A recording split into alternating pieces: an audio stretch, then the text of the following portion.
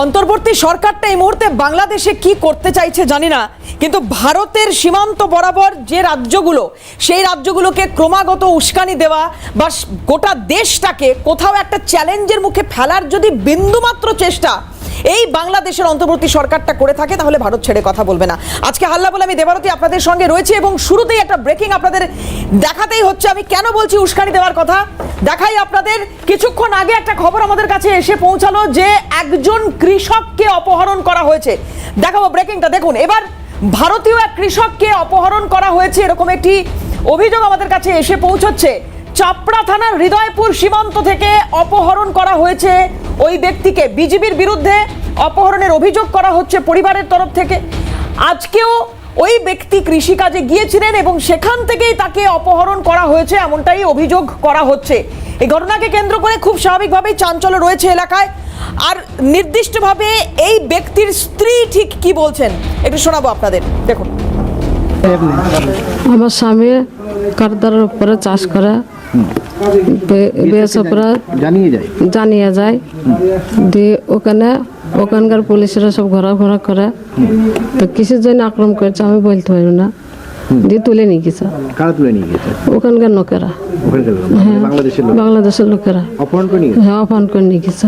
আচ্ছা, খুঁজে পাচ্ছেন না? না, খুঁজে পাচ্ছেন না। আপনার আমি যেন আমার স্বামীকে ফেরত পাই। আপনারা এখানে জিজ্ঞাসা করেছিলেন? হ্যাঁ, এখানে জিজ্ঞাসা করছিলাম। দিয়ে কি বললো তারা? আধার কার্ড এখানেই রয়েছে? হ্যাঁ, আধার কার্ড এখানেই আছে, আধার কার্ড এখনো ফেরত দিইনি। আচ্ছা, কিন্তু মানুষকে ফিরে পাচ্ছেন না? না, মানুষকে ফিরে পাচ্ছেন। কি চাইছেন এখন? আমার স্বামীকে চাইছে ফিরে পাবেন? হ্যাঁ, ফিরে পাওয়ার জন্য। ওখানকার সরকারের লোকরা তুলে নিয়ে গেছে আমার স্বামীকে। বিএসএফ কে জানিয়েছেন? হ্যাঁ, বিএসএফকে জানিয়েছে। কি বললেন ওনারা?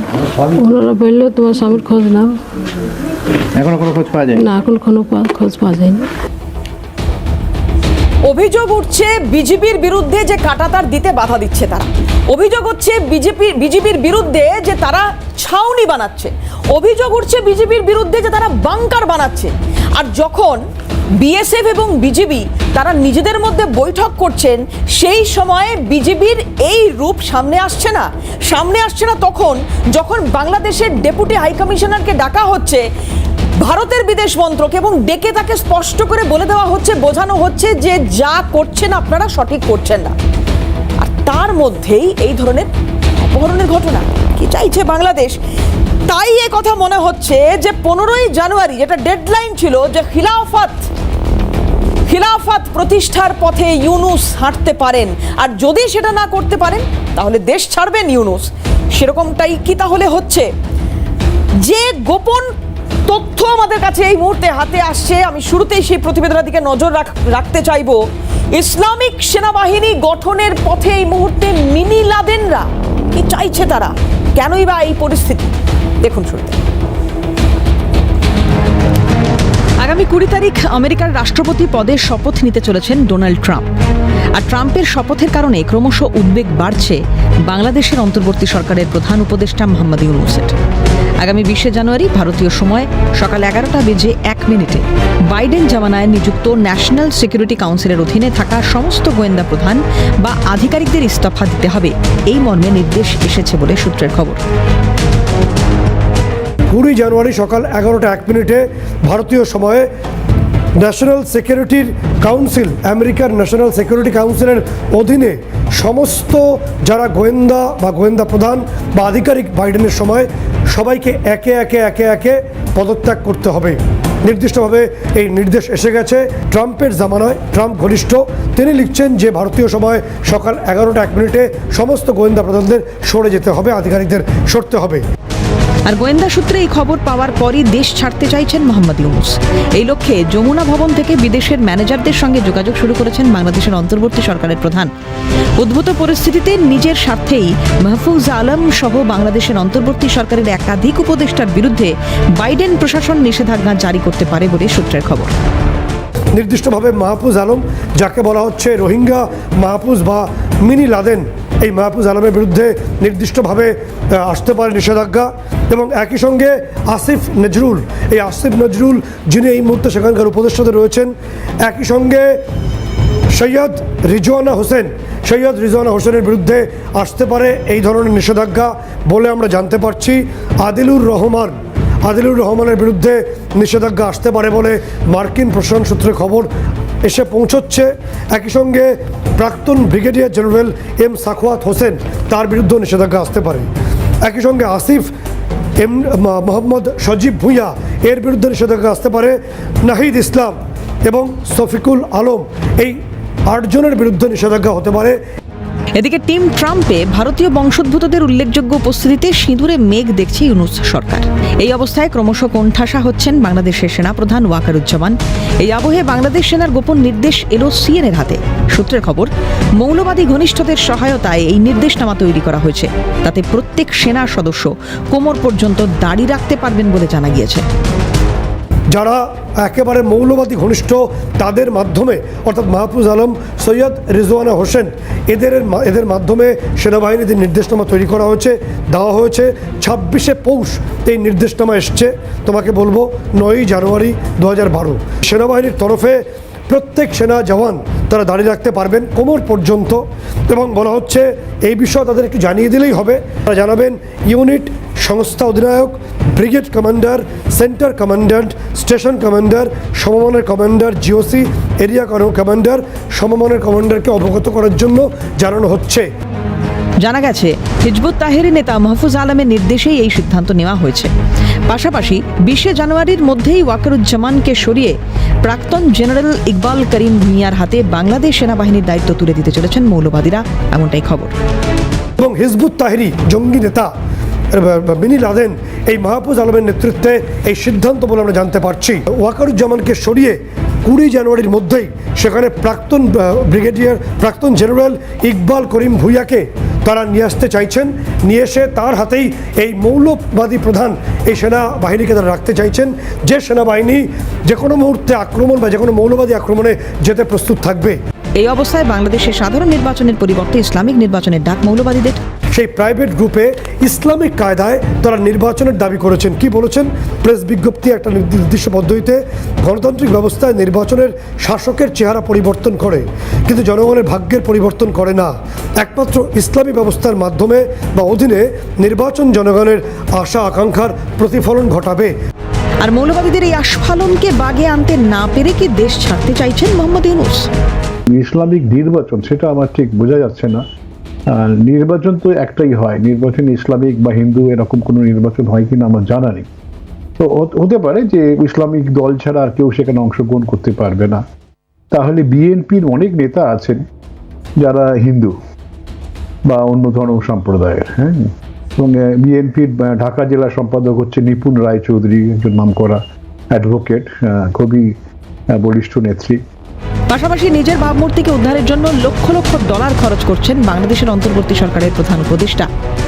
মানে আমেরিকার একটা বিরাট পরিবর্তন উনি আনতে চাইছেন, যেখানে জর্জ সোরোসের মতন ব্যক্তিরা যেভাবে ডিপ স্টেটের মাধ্যমে আমেরিকার প্রশাসন এবং নির্বাচিত সরকার বিভিন্ন দেশে ফেলে দেওয়ার প্রচেষ্টা করেছে, তাকে উনি আটকাবেন। এই নির্বাচিত সরকার যে সমস্ত ফেলে দেওয়া হয়েছে তার মধ্যে বাংলাদেশ অন্যতম, পাকিস্তানও থাকতে পারে। স্বভাবতই প্রশ্ন উঠছে যে ট্রাম্পের পদক্ষেপ নিয়ে কি আশঙ্কায় ভুগছেন ইউনূস? 15ই জানুয়ারির ঘোষিত খিলাফত কি এবার ঘুরপথে? ইসলামিক সেনাবাহিনী গঠনের পথে মিনি লাদেনরা? প্রশ্ন আন্তর্জাতিক মহলের। সত্যজিৎ মুখোপাধ্যায়ের রিপোর্ট, ক্যালকাটা নিউজ। কিছু প্রশ্নের উত্তর প্রত্যেক দিনের অনুষ্ঠানের পরে আমরা পাই না। মূলত যারা বাংলাদেশের অতিথিরা থাকেন, আমরা গতকালও দেখেছিলাম যে এরকমই পরিস্থিতি তৈরি হয়েছিল, যে প্রশ্নগুলো করা হয়েছিল উত্তর দিতে পারছিলেন না, পারেননি। আর কিছু প্রশ্নের উত্তর আমরা পাই। আজকে দেখা যাক কোন কোন প্রশ্নের উত্তরগুলো অধরা থাকে আমাদের কাছে। আজকে প্যানেলে যারা রয়েছেন তাদের সঙ্গে আলাপ করানোর পালা। স্টুডিওতে যারা রয়েছেন আজকে আমার সঙ্গে, প্রথমে তাদের সঙ্গে আলাপ করাবো। আমার সঙ্গে রয়েছেন অবসরপ্রাপ্ত বিএসএফ কর্তা সমীর মিত্র। সমীর বাবুকে প্রথমেই স্বাগত জানাবো আমার অনুষ্ঠানে। এবং পাশাপাশি সুকন্যা ভট্টাচার্য, তৃণমূলের তরফ থেকে সুকন্যাদি রয়েছেন, সুকন্যাদিকে স্বাগত। বিজেপির তরফ থেকে সজলদা রয়েছেন, সজল ঘোষ, সজলদাকে স্বাগত জানাবো। এবং বাংলাদেশ থেকে আমাদের অতিথি আজকে আমাদের সঙ্গে রয়েছেন মেজর মোহাম্মদ ইমরান, নিরাপত্তা এবং রাজনৈতিক বিশ্লেষক। মেজর সাহেবকে স্বাগত জানাই আমার অনুষ্ঠানে। আমি শুরুতেই একটু মেজর সাহেব আপনার কাছে আসি। প্রথম কথা, আজকে আমাদের যে শীর্ষক সেটা হচ্ছে যে এই একটা অপহরণের ঘটনা ঘটে গেল, যেটা পরিবারের তরফ থেকে বলা হচ্ছে যে বিজেপি বিরুদ্ধে সরাসরি এই অভিযোগ, এই বিজেপি যাদের বিরুদ্ধে অভিযোগ উঠছে, এই বিজেপি কাঁটাতারের বাধা দিচ্ছে। এই বিজেপি আজকে যে ছবি আমরা দেখিয়েছি যে জলঙ্গির একেবারে সীমান্ত এলাকায় নতুন একটি ছাউনি তৈরি করছে। এই বিজেপি গতকাল আমরা একটি ছবি দেখিয়েছিলাম, 0 পয়েন্টে বিজেপির বাংকার তৈরির দাবি করছেন স্থানীয় মানুষ যারা রয়েছেন তারা। মোহাম্মদ ইমরান, আমি যেটা জানতে চাইবো খুব স্বাভাবিকভাবেই আপনার কাছে, যে বিজেপি এখন এইগুলোই করছে, মানে ভারত বিরোধিতায় নামতে গিয়ে এখন বিজেপির এই একটাই কাজ, মানে এটাই কাজ হয়ে দাঁড়াচ্ছে বিজেপি গতকালের ওই বৈঠকের পরে। আপনি তো কনক্লুশন দিয়ে দিলেন, আপনাকে অনেক ধন্যবাদ প্রশ্ন করার জন্য। প্রথমত হলো you need to start the thing with something positive gesture. এটা আপনার স্টার্টটাই হলো একটু নেগেটিভ টাইপের। এই ধরনের স্টার্টিংয়ে উত্তরটা আমি তো নেগেটিভে দিতে হবে। কারণটা হলো বিজেপির কোনো ক্ষমতা নাই যে ওরা ইচ্ছা করলে যা ইচ্ছা তাই করতে পারে, কারণ ওরা তো একটা বাহিনী, ওরা তো চাকরি করে বাংলাদেশ সরকারের। এখন তো একটা মানে তাদের একজন ডিজি আছে, মেজর জেনারেল আছে, তাদের একজন full colonel, brigade commander, sector commander আছে, তাদের রিজিওনাল কমান্ডার আছেন। তো বিডিআর এর এই ক্ষমতা, বিজেপি বা বিডিআর যেটা আগের, ওদের এই ক্ষমতা কোত্থেকে আসবে? প্রশ্নই ওঠে না এগুলি। আর এখানে তো দেয়ার আন্ডার অবজারভেশন, তারা তো নিয়ম কানুন মেনে চলে। বর্ডার অ্যাক্ট আছে আমাদের 1975 এর, ইন্দিরা মুজিব চুক্তি আছে, সেখানে 150 গজ 300 গজ বাদ দিয়ে আমরা আমাদের কিছু কাজ করতে পারি আমাদের প্রয়োজনে। আপনাদের দেশেও করতে পারে, আমাদের দেশেও করতে পারে, তবে দুই দলের জানা উচিত, দুই দেশে জানা উচিত, এটা ইনফরমেশন দেয়া লাগে। এটা একটা জাস্ট একটা প্র্যাকটিস, নাথিং এলস। কেউ না বলে না এটা, কারণ আমি বিডিআর এ দীর্ঘদিন ছিলাম, আমি প্রায় 6 বছর বিডিআর এ ছিলাম। আমি বিডিআর এ কমান্ডিং অফিসার ছিলাম, আমার কাউন্টার ছিল ইউকে চৌধুরী। আমাদের যে আপনার যেটাকে বলে বাংলাদেশের হলো ওই যে 3 বিঘা করিডোর ওইদিকে, তো ওখানে আপনাদের হলো কুচবিহার, তারপর দিনহাটা এদিকে, তো আই ওয়াজ দেয়ার। তো এখানে আমাদের তো এরকম বিএসএফ এবং বিডিআর এর যে সিও বা কমান্ডার, আমাদের লেভেলের সিদ্ধান্ত ছাড়া বিডিআর এর পক্ষে কখনোই সম্ভব না। কারণ অনগ্রাউন্ডে যারা থাকে তারা তো সবেদার বা কোম্পানি কমান্ডার টাইপের, তারা কিন্তু আসলে কোনো কমিশন আর্মির অফিসার না, কমিশন অফিসার না। এবং বিডিআর কমান্ড করে আর্মি, বাট অ্যাকচুয়ালি অন গ্রাউন্ডে থাকে আপনার বিডিআর এর নিজস্ব লোকজন, যারা ডিএডি বলে, এডি বলে, এরাও থাকে না, এরা বিডিআর এর, কিন্তু এরাও অন গ্রাউন্ডে থাকে না। অন গ্রাউন্ডে থাকে ধরেন একজন সবেদার বা ওয়ারেন্ট অফিসার, সার্জেন্ট বা হাবিলদার, এরকম আর কি বলে। এখন আমরা অনেক সময় সার্জেন্টও বলি, হাবিলদার বলি, মানে এনসিও, নন কমিশনড অফিসার। তো ওদের কোনো এগুলি করার এখতিয়ারই নাই। এখানে হয়তো হয় কি কিছু ডিসপিউটেড ল্যান্ড থাকে, এটা যখন ব্রিটিশ বাংলাদেশ মানে তখন পাকিস্তান এবং ইন্ডিয়া, নেপাল, ভুটান যখন এগুলি আলাদা রাষ্ট্র হয়ে গেল, তখন তো বর্ডারে কিছু প্রবলেম রেখে গেছে। আপনি জানেন কতগুলি এনক্লেভও আছিল আমাদের মধ্যে, আপনাদের এনক্লেভ আমাদের মধ্যে, আমাদের এনক্লেভ আবার আপনাদের মধ্যে, অর্থাৎ একটা বিশ্রী অবস্থা। তো এটা তো আমরা গত সরকারের আমলে এটা এক্সচেঞ্জ হয়েছে ভারত এবং বাংলাদেশের মধ্যে। আপনাদের মধ্যে যেগুলি আছে এখন ওগুলো আপনাদের, আমাদের মধ্যে যেগুলি আছে এখন এগুলো আমাদের। তারপরে কিছু ডিসপিউট থাকবেই, একটা প্রতিবেশী পাশাপাশি থাকলে জমি জমা নিয়ে ভাই ব্রাদারও গন্ডগোল হয়, তারা একটা দুইটা দেশ, এটা তো হতেই পারে। আর ইন্ডিয়া একটা মানে প্রতিবেশী, আমাদের বৃহৎ প্রতিবেশী, এবং আমাদের তো ইন্ডিয়ার সাথে গায়ে পড়ে ঝগড়া করার প্রশ্নই ওঠে না, আমরা কখনোই এটা করি না এবং চাইও না। কিন্তু আমাদের মধ্যে তো আপনার ভুল বোঝাবুঝি হতেই পারে, এটা সরকারের মানসিকতার উপরে নির্ভর করে, তারপরে স্থানীয় লোকজনের উপরে নির্ভর করে। এখানে দুই দেশের মানুষের কিছু দোষ ত্রুটি আছে বা ভুল বোঝাবুঝি আছে, আসলে ওইরকম বড় ধরনের কিছু না। ওগুলি সমাধান হওয়ার জন্য বিএসএফ কমান্ডার আছে, না হলে সেক্টর কমান্ডার আছে, বা আমাদের রিজিয়ন কমান্ডার আছে। ইট ইজ অলওয়েজ ডান। তাহলে আমি আপনার কথাই ধার করে বলি, আপনি যেহেতু বলছেন যে বিজেপি তো নিজের ইচ্ছা এগুলো করতে পারে না, কারুর অঙ্গুলি হেলন বা কারুর নির্দেশেই তাদের এটা করতে হয়, খুব ঠিক কথা। তাহলে এই যে আজকে চাপড়ার যে ঘটনাটা ঘটলো, অপহরণের ঘটনা, এবং সেইটাতে অভিযোগ উঠছে বিজেপির বিরুদ্ধে, সেইটা কার নির্দেশে করছে বিজেপি বা করলো বিজেপি? এখন এটা তো আপনি বলতেছেন একপাক্ষিক ভাবে, এখন এটা আপনাকে কে মানে ইনফরমেশনটা দিয়েছে, এটা অথেন্টিসিটি কি আমি জানি না। আমাকে ইনফরমেশনটা হ্যাঁ, দিয়েছে আচ্ছা, যাকে হ্যাঁ। অপহরণ করা হয়েছে তার স্ত্রী। আমি আরেকবার শোনেন, চালাতে পারি বাইকটা যদি আপনি শুনতে চান। না না, আমাকে চালানোর কিছু না, আই টেক ইট, মানে আপনার কাছ থেকে যেটা ওটাই আমি বলতেছি, উত্তর দিচ্ছি। এখানে আমি তো বললাম এখানে বর্ডারে কিছু লোক আছে, আপনি জানেন আপনার দেশ থেকে কিন্তু আমাদের দেশে স্মাগলিং হয়, আমাদের দেশ থেকে আপনাদের দেশে যায় কিছু, মেনলি ইন্ডিয়া থেকে আসে, বিশেষ করে যখন ধরেন এখন ফেন্সিডিল আসে প্রচুর, তার শাড়ি, তারপরে এই যে সামনের ঈদ বা রোজা। গতকালকের ঘটনাটা নিশ্চয়ই আপনি জানেন। না, আমি- গতকাল আমি- বিএসএফ এর আমি উপর ঘটনাটা একটি এরকম- হামলার ঘটনা ঘটে গেল, সেইখানে কিন্তু আপনার দেশের প্রথম সারির সংবাদ মাধ্যম তাদের হেডার ছিল যে বিএসএফ এর গুলিতে আক্রান্ত বাংলাদেশি, এবং 3-4টে প্যারাগ্রাফ পরে একেবারে নিচের দিকে তাদের স্বীকারোক্তি যে ওই ব্যক্তি তিনি গরু পাচারের সঙ্গে যুক্ত, তিনি কিন্তু বাংলাদেশি, তিনি ওপার থেকে এপারে এসেছেন, কিসের সাথে যুক্ত, কিসের সাথে? গরু পাচারের সাথে যুক্ত। হ্যাঁ, এটা আমরা তো এটা আমাদের দেশে গরু পাচারের সাথে যুক্ত যে নাই আমি তো বলি না, কারণটা হলো কি শোনেন, এটা আপনার দেশের লোক যদি এইটা যে না যায় আপনি আমাদের দেশের লোক একপাক্ষিকভাবে জানতে পারে বললেন না। যে আমার দেশ থেকেই নাকি যাচ্ছে, এইটারই বা কি তথ্য আপনার কাছে আছে আমি জানি না। যাই হোক, আমাদের সঙ্গে সমীর বাবু রয়েছেন, আমি একটু সমীর বাবুর কাছে আসি, আমি আবারও পরবর্তী ক্ষেত্রে আপনার কাছে আসব। অভিযোগ একাধিক রয়েছে, কিন্তু কথা হচ্ছে সমীর বাবু, আপনি দীর্ঘদিনের আপনার অভিজ্ঞতা কি বলে এই যে এই ধরনের ঘটনাগুলো ঘটছে, কিছু ক্ষেত্রে কিছু উস্কানিমূলক পরিস্থিতি তৈরি হচ্ছে, এবং আমি আবার বলবো একদম শুরু করেছিলাম যেখান থেকে, 15ই জানুয়ারির ঘোষিত খিলাফত সেটা কি কোথাও ঘুরপথে প্রতিষ্ঠিত হওয়ার চেষ্টা বা করার চেষ্টা হচ্ছে বাংলাদেশে, যে কারণে এইভাবে জঙ্গি অনুপ্রবেশের ঘটনা, যে কারণে এইভাবে গরু পাচারকারী তারা ঢুকে পড়ে বিএসএফ এর উপর হামলার ঘটনা চালাচ্ছে, অশান্তি বা এই ধরনের একটা টেনশন ক্রিয়েট করে রাখার চেষ্টা, নিজের দেশে উন্নতি করতে না পেরে পড়শি দেশকে ডিস্টার্ব করে রাখা, কার অঙ্গুলি হেলনে, কেন হচ্ছে এটা, আপনার কি মনে হয়? মেজর সাহেব, good evening. Good evening. And আপনাদের 71-এর যুদ্ধে আমি ছিলাম। হ্যাঁ, আমার সাথে পরিচয় হয়েছিল একজন ইউকে চৌধুরী।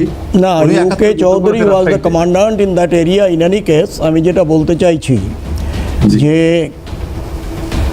বর্ডার শান্ত রাখার দায়িত্ব দুই দেশেরই, কারণ দ্য রেসপন্সিবিলিটি যেটা আমরা বলি to ensure safety and livelihood people living in the border. I am sure আপনার দেশেও সেই একই কথা বলবে। কারণটা হচ্ছে, sure. আমি বলে নিই, আপনি তার কারণে ইকো হচ্ছে একটু। আমার কথা হচ্ছে যে এই যে একটা যুদ্ধ ভাব, ছায়াযুদ্ধ, আমি দেখলাম যে কয়েকটি ছেলে আপনি আচ্ছা, আই অ্যাপ্রিসিয়েট ইট যে আপনি বিডিআরে ইউ আর সো ইনভলভ, যে বিজেপির বদলে বারবার বিডিআরটা মুখ থেকে বেরিয়ে আসছে আপনার। It's a good sign that you are very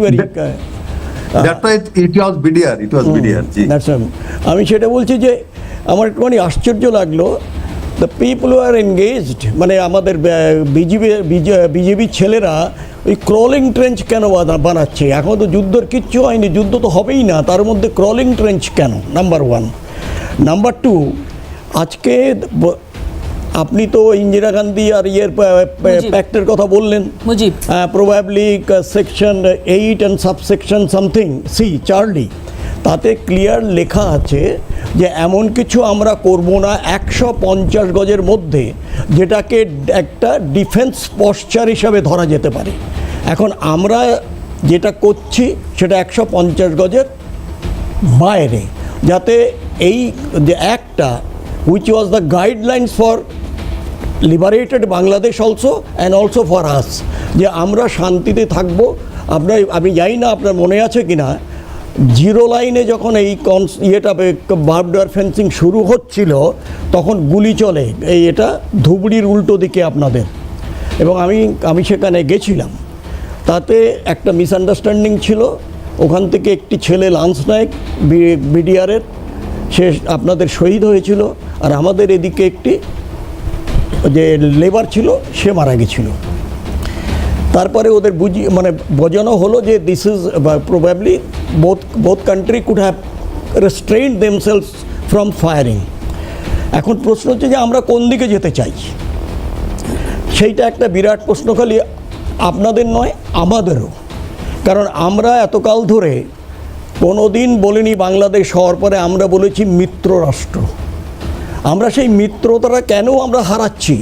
আপনি তো একজন analyst also, you are also a writer which I understand.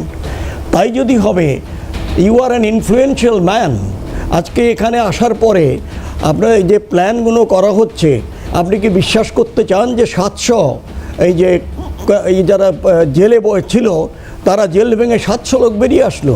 জঙ্গি সেটা উনি বলবেন, জঙ্গি তো মানে যাদের ঢোকানোর ব্যাপারটা। ওনারা দেশে, আমি জানি না উনি কি বলবেন, কিন্তু ওনারা যারা প্যানেলে আসছেন যখন এগুলো নিয়ে কথা হচ্ছে, তারা বলছেন যে মিথ্যে মামলা এদেরকে জেলে দেওয়া হয়েছিল, যাদেরকে এখন ছাড়া আচ্ছা, এখন ছাড়া হচ্ছে। যেমন ওই লুৎফাজ্জামান বাবর, তাকেও ছেড়ে দেওয়া হয়েছে আজকে। লুৎফাজ্জামান বাবর, না যিনি অস্ত্র মামলায় যার বিরুদ্ধে অভিযোগ ছিল। হ্যাঁ, লুৎফাজ্জামান বাবর, আপনিও জানেন ওখানে থেকে, আমরাও শুনেছি এদিকে থেকে। আজকে লুৎফাজ্জামানকে কেন আপনাকে ওর সময় শেষ হওয়ার আগে, বোধহয় এখনো সুপ্রিম কোর্টে কিংবা বাংলাদেশের ওটা ঝুলে আছে হাইকোর্টে। হ্যাঁ, তাহলে তাকে কেন এইভাবে হঠাৎ করে?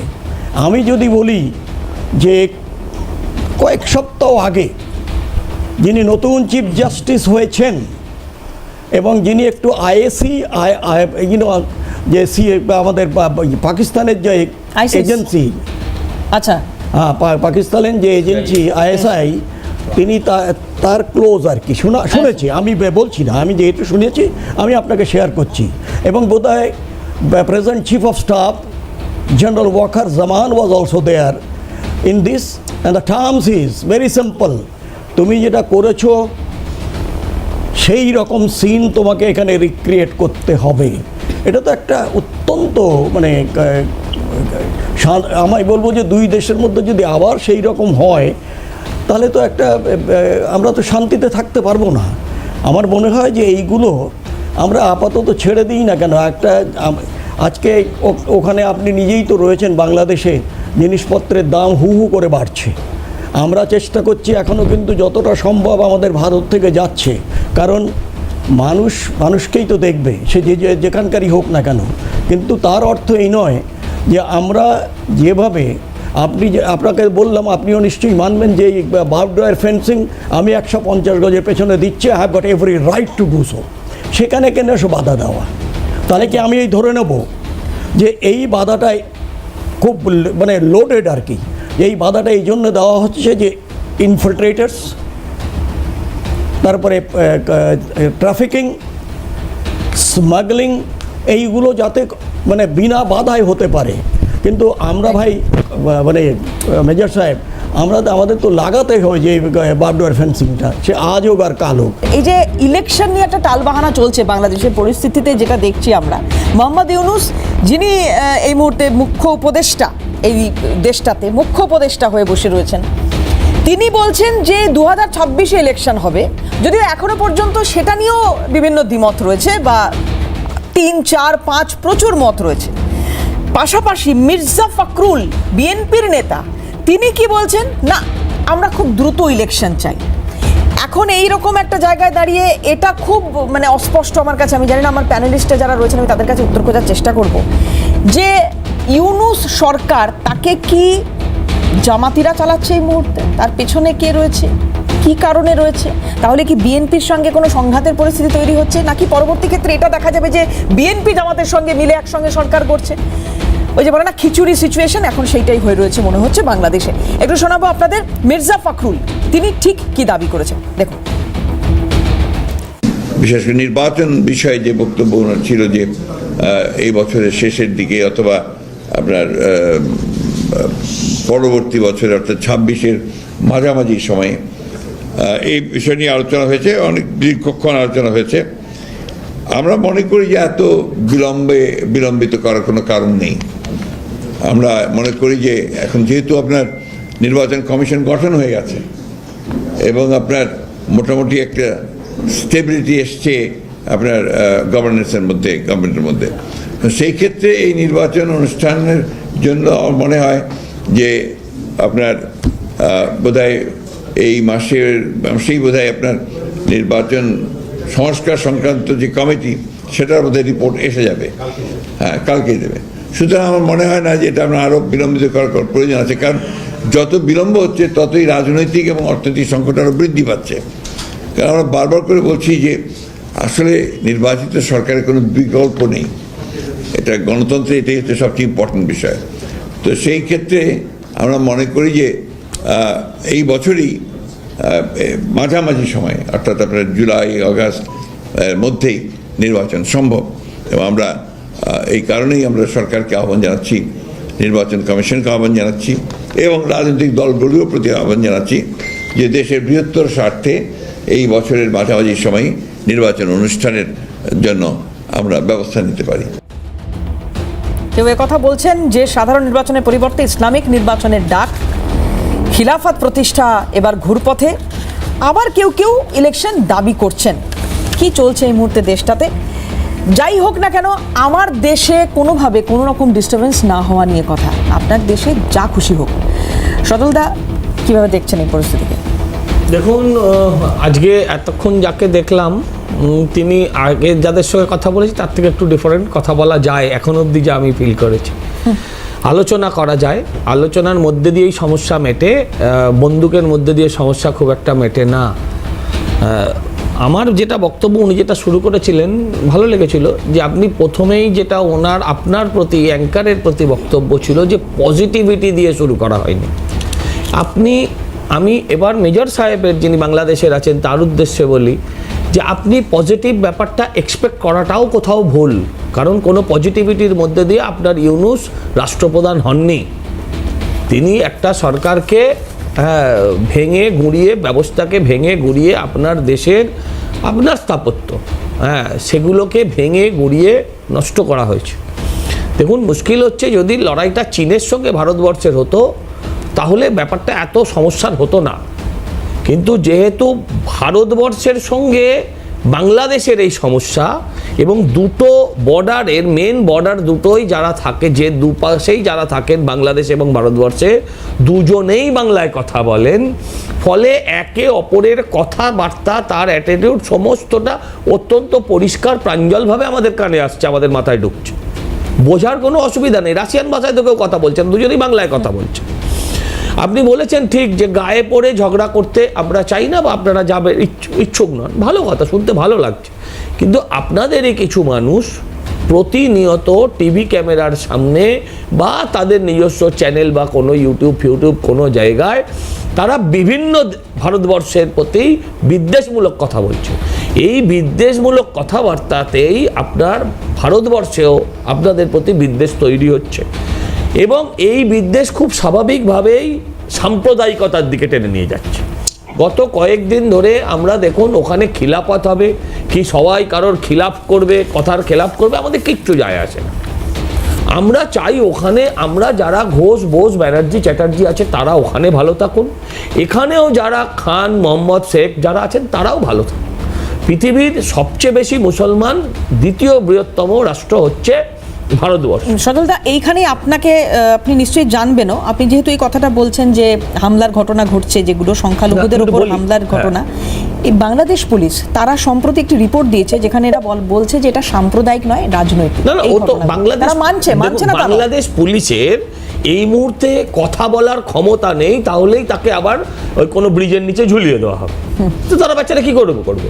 রাস্তাঘাটে সমস্ত ট্রাফিক সামলাচ্ছে দেখে মনে হয় সেনাবাহিনী, সেখানে তারা পুলিশের আর কি ভূমিকা আছে?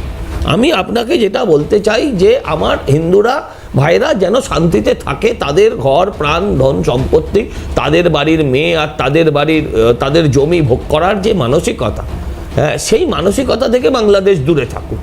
আমার পরিষ্কার কথা হচ্ছে যে দেখুন, আপনারা ভালো কথা বলছেন যে বিজিবি বা BDR what ever it is, তারা এসব কিছু করতে পারে না।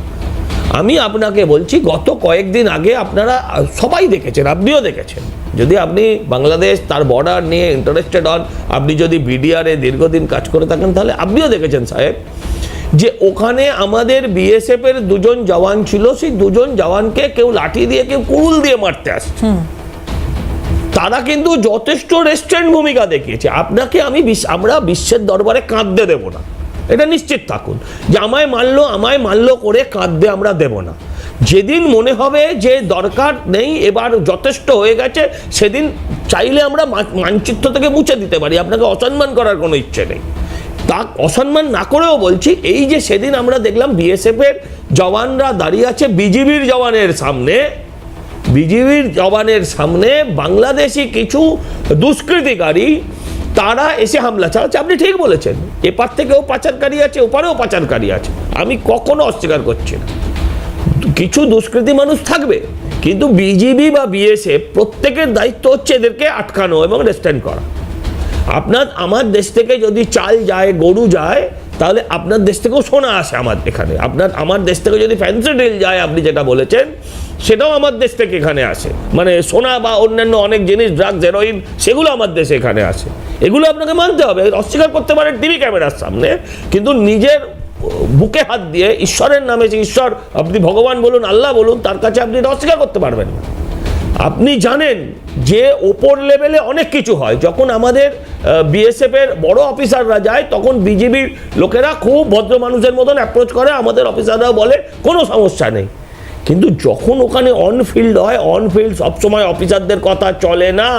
আমি এটা সেনাবাহিনীর লোক না হলেও আমি এটা জানি, এটা আমার ধারণা, আমার এটা অভিজ্ঞতা। সমীর বাবু রয়েছেন, এটা নিয়ে না উনি বলতে পারবেন সব সময় সব অর্ডার, কোচ যা অর্ডার দিয়েছে 11 জন মাঠে নেমে সব সময় মাঠের পরিস্থিতি বুঝেও তাদের অনেক সময় খেলতে হয়। এই কথাকে অস্বীকার করতে পারবেন না। আমরা কিছুই চাইছি না, আপনারা যাকে অপহরণ করেছেন তাকে ফেরত দিয়ে দিন। রাতের অন্ধকারে অপহরণ করে থাকলে, দিনের অন্ধকারে অপহরণ করলে আবার তাকে বর্ডারে ছেড়ে দিন, কাউকে দায়িত্ব নিতে হবে না, মানুষটা ঘরে ফিরে যাক। আমি বলছি, দেখুন, এই লড়াইতে আপনারা জানেন ওই 4টে মৌলবাদী লোক কি বললো না বললো তাতে কিচ্ছু যায় আসে না। আমরা খারাপ লাগে, উত্তেজিত হই, আমরাও রিয়াক্ট করি, এর বেশি কিছু নয়। মুশকিলটা যেটা হচ্ছে যে আপনারা যারা ট্রেন্ড অফিসার, আপনারা যারা ট্রেন্ড মিলিটারি, আর আপনিও জানেন যে ভারতবর্ষকে দখল করা, ও দিল্লিকে দখল করা, পশ্চিমবঙ্গকে আলাদা করে দেওয়া, চিকেন নেককে কেটে দেওয়া, এটা বাংলাদেশের পক্ষে সম্ভব নয়। আর বর্তমান পরিস্থিতিতে যে ভারতবর্ষের মার্কেট, সেই মার্কেটকে সবাই আওয়াজ দেবে, লড়বো করবে, কিন্তু চায়না বা আমেরিকা ফাইনালি কেউই আপনার পাশে দাঁড়াবে। যেটা বাংলাদেশের পক্ষে করা সম্ভব, আপনি বলছেন চিকেন নেক কাটতে পারবে না ইত্যাদি ইত্যাদি, কিন্তু যেটা বাংলাদেশের পক্ষে যেটুকু করা সম্ভব, সেটা হচ্ছে অসভ্যতা। যে ক্রমাগত উস্কানি দিয়ে ভারতকে ট্র্যাপে ফেলার চেষ্টা, যে একটা ভুল পদক্ষেপ, এটা এক্সপেক্ট করে বসে রয়েছে এই মুহূর্তে ইউনূস সরকার। এটা কি মনে হয় কোথাও? ইউনূস সরকার, দেখুন দেবরতী, ওনারা অনেক কিছু এক্সপেক্ট করে বসে আছেন। প্রথমে আমি একটু মেজর সাহেবকে বলতে চাই, মেজর সাহেব, আমরা ভারতীয়, আমরা একটা ভারতীয় টিভি চ্যানেলে বসে আছি। আমি তীব্র নিন্দা করছি না, আমার দুঃখ লাগলো আপনি যখন শুরুতেই আমাদের একজন ভারতীয় অ্যাঙ্কারকে বললেন, উনি ভীষণ নেগেটিভভাবে আপনাকে প্রশ্ন করছেন। অ্যাঙ্কার নিউট্রাল আপনাকে প্রশ্ন করছেন, আপনি বাংলাদেশি ভাই, আমাদের বন্ধু, আমরা ভারতীয় এপারে বসে আছি, আমাদের অ্যাঙ্কার এই জিনিসটা পরিচালনা করছেন, উনি আপনাকে শুধু প্রশ্ন করছেন। আপনি ব্যাপারটাকে প্রথম থেকেই নেগেটিভভাবে নিয়ে নিলেন। যেরকমভাবে আপনারা প্রত্যেক জায়গাতেই যেরকম নেগেটিভিটি দেখাচ্ছেন, আমরা শুনতে পাচ্ছি, আপনি তো একজন খুব সংস্কৃত মনস্ক মানুষ, আপনি মেজর সাহেব, আপনার তো সেই অভিজ্ঞতা থাকবেই, এবং আপনাদের দেশ থেকে যখন আওয়াজ উঠছে, একটা জিগির উঠছে যে ভারত কারুর হয়তো মামার বাড়ি হতে পারে, বা এই চলো আমরা ভারত দখল করে নিচ্ছি, আমরা কলকাতা দখল করে নিচ্ছি, আগরতলা দিয়ে ঢুকে পড়ছি, আমরা আপনার মুখ থেকে শুনতে চাই, আপনি নিশ্চয়ই মনে প্রাণে সেই জিনিসটা বিশ্বাসও করেন না যে বাংলাদেশ এই কাজটা করতে পারবে। যে একটু আগে আমাদের সজলদাই একই কথা বললেন, এবং আপনাদের উচিত, আপনারা যারা সংস্কৃত মনস্ক মানুষ, ওয়েল এডুকেটেড মেজর বা আপনাদের মতো যারা আছেন, তারা নিশ্চয়ই এর প্রতিবাদ করবেন, তারা নিশ্চয়ই আপনাদের দেশের ভাইদের বোঝাবেন এই যে ভুলভাল তাদের মাথায় চিন্তাভাবনাগুলো আসছে সেগুলো বন্ধ হোক। ভারতকে যদি ওনারা মনে করেন ট্র্যাপে ফেলবেন, আরে দাদা, একটা হাতিকে যদি পিঁপড়ে কামড়ায়, হাতির কি কিছু কোনো মাত্রই অসুবিধা হয়? ওই একটা চিমটি কাটার মতো, ওসব চিমটি কেটে আমাদের এখানে লাভ হবে না। তবে আপনারা যেটা করছেন না, ভারত অত্যন্ত পিসফুল একটা দেশ, ভারত সহ্য করছে, আর আপনারা কিন্তু ভারতের এই সহ্যটা দেখে যাচ্ছেন। এরপরে যেদিনকে সহ্যের সীমাটা ছেড়ে যাবে না দাদা, সেদিন কিন্তু আপনার জায়গায় হয়তো আপনি থাকবেন না, আর যারা টিভি চ্যানেলের সামনে চিৎকার করে করে বলছে না, দখল করে নেব, চিকেন নেক কেটে দেব, ভারতে আমরা সব ঢুকে পড়বো, তারা কিন্তু অত জোরে আর কথা বলতে পারবে না দাদা। সেটা বোঝাবার দায়িত্ব আপনারা নিন। আপনি বললেন ভারতের যা যা স্মাগলিং গুডস সবই বাংলাদেশে ঢুকে পড়ছে।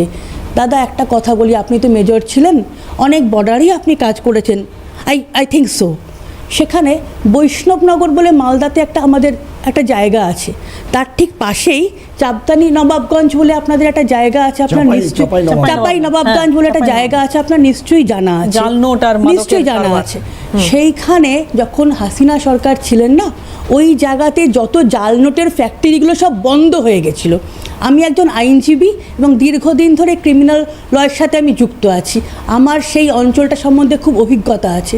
এবং আপনাদের বর্ডার থেকে, ওই চাপাই নবাবগঞ্জ থেকে এখন এই ইউনিস সরকারের আমলে প্রচুর এই যে মানে ফেক নোটের যে মিলগুলো, যে ফ্যাক্টরিগুলো সব ওপেন হয়ে গেছে, হুড় করে ওখান থেকে এখানে পাচার করার চেষ্টা করছেন।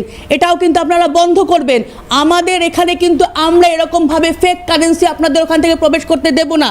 আপনাদের ওখানে বিজেপি এবং বিডিআর জন্য কি করছে, এখানে যখন মালদার বর্ডারে ফ্লাড লাইট দেওয়া হচ্ছে যে রাতের অন্ধকারে যাতে কেউ এপার ওপার না করতে পারে, সে দুদেশেরই হোক, দুষ্টু লোক সব দিকেই থাকে, আপনাদের যেরকম আছে আমাদেরও আছে, সেইটা আটকাবার জন্য যখন ফ্লাড লাইটের ব্যবস্থা করছে, আপনাদের ওপার থেকে তখন কিন্তু একটা তাহি রব উঠে যাচ্ছে, আপনাদের নাকি সেই ফ্লাড লাইটের জন্য শস্য নষ্ট হয়ে যাচ্ছে।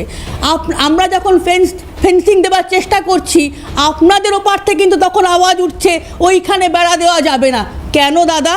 আমরা আমাদের দেশে বেড়া দেব, আমরা আমাদের জায়গায় বেড়া দেব, তাতে আপনাদের অসুবিধা কোথায়? আপনাদের ওখানে চোরাচালানকারীরা যে অর্থটা সংগ্রহ করে আপনাদের ওখানে নিয়ে যাচ্ছে, তাতে কি খুব অসুবিধা হয়ে যাচ্ছে? আমরা কিন্তু এটা সহ্য করব না। এই চ্যানেল থেকে আজকে আমি এবং আমাদের ভারতীয় ভাই বোনরা প্রত্যেকে হুঁশিয়ারি দিয়ে যাচ্ছি, এই জিনিস বন্ধ করুন। আমাদের যে ভাইটিকে আপনারা অপহরণ করে নিয়ে গেছেন, সজলদার সাথে আমি একমত হয়ে বলবো, তাকে আপনারা যত দ্রুততার সঙ্গে ফেরত দেবার চেষ্টা করুন। ভারত কিন্তু এই কাজটা করে, যে সমস্ত জেলে ভাইরা আপনাদের এখান থেকে আমাদের এখানে আসে, তারা ধরা পড়ে তাদের সসম্মানে আমরা এখান থেকে চিকিৎসা করে বিদায় দিই। কিন্তু আপনারা আমাদের দেখিয়ে দিয়েছেন, সন্দেশখালির থেকে যে সমস্ত জেলে ভাইরা আপনাদের ওখানে গিয়ে ধরা পড়েছিল, তাদের কি হাল করে আপনারা ছেড়েছেন। তার মধ্যে একজন ভাইকে কিন্তু আমরা হারিয়েছি। ভারত কিন্তু এটা সহ্য করবে না। সেটা জেনে নিয়ে আপনারা আপনাদের পরবর্তী পদক্ষেপ করবেন, ইলেকশন করবেন কি করবেন না, ভারতের দিকে তাকিয়ে থাকবেন, ভারতের জিনিস নেবেন কি নেবেন না, দ্যাটস ইয়োর লুকআউট। ইলেকশন নিয়ে এই মুহূর্তে আপনার দেশটা কি দ্বিধা বিভক্ত হয়ে রয়েছে? মানে সময়টা কখন হওয়া উচিত বা কি হওয়া উচিত? ধন্যবাদ আপনাকে।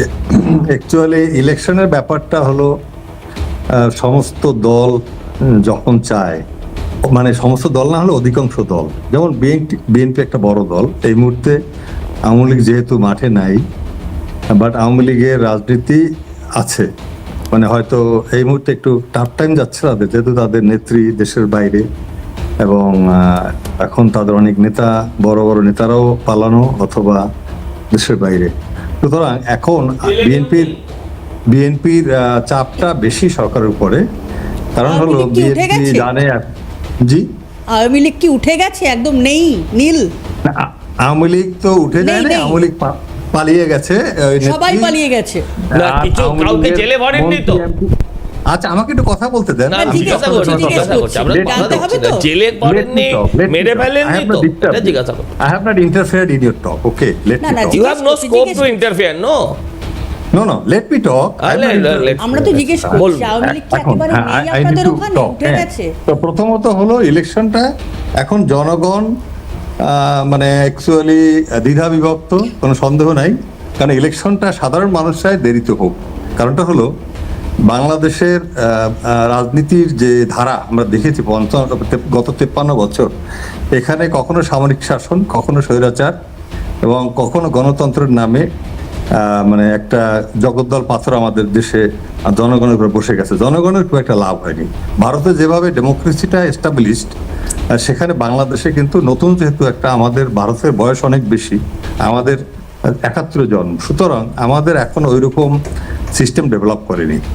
সুতরাং এটাকে এখন যেটা চাচ্ছে বিএনপি, সেটা বিএনপি স্বার্থে চাচ্ছে, কারণ বিএনপি মনে করে খালি মাঠে গোল দেওয়া, যেহেতু এই মুহূর্তে আওয়ামী লীগ মাঠে নাই, তাহলে কম্পিটিশন তো খুব একটা তার সাথে কেউ করতে পারবে না, কারণ সে হবে মানে জয়ী মোটামুটি নিশ্চিত, এটা আমি বলি। ওরা অবশ্য সন্দেহ পোষণ করে, বাট অনেকগুলি আলাপ আলোচনায় আমরা বুঝি যে বিএনপি এখন অধিকাংশ সিট পাবে, এতে কোনো সন্দেহ নাই।